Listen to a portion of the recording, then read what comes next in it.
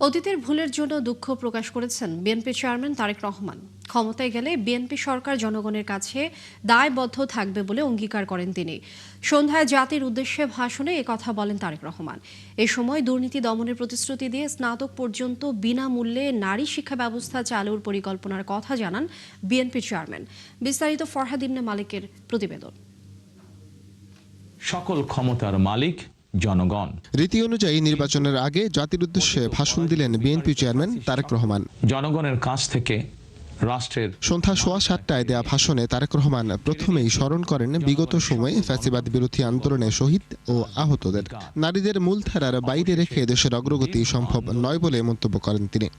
দেশের অর্ধেক জনশক্তির বেশি নারী শক্তিকে রাষ্ট্র, রাজনীতি, অর্থনীতির মূলধারার বাইরে রেখে দেশের অগ্রগতি সম্ভব নয়।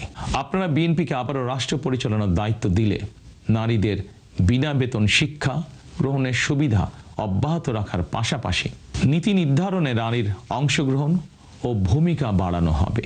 তরুণ ও শিক্ষিত বেকারদের নিয়ে নানা পরিকল্পনার কথা তুলে ধরেন তারেক রহমান। গুরুত্ব আরোপ করেন কারিগরি শিক্ষায়। একজন শিক্ষার্থী শিক্ষা স্তরে যে কোনো পর্যায়ে ড্রপ আউট হওয়ার পর তাদেরকে যেন বেকার জীবন কাটাতে না হয়, সেজন্য হাই স্কুল পর্যায় থেকে আমরা শিক্ষা কারিকুলামে কারিগরি এবং ব্যবহারিক অর্থাৎ টেকনিক্যাল এবং ভোকেশনাল শিক্ষাকে আবশ্যকীয় করার প্রস্তুতি এবং পরিকল্পনা নিয়ে রেখেছি। অতীতের ভুলের জন্য দুঃখ প্রকাশ করে এবার ক্ষমতায় গেলে দায়বদ্ধ সরকার গঠনের প্রতিশ্রুতি দেন তারেক রহমান।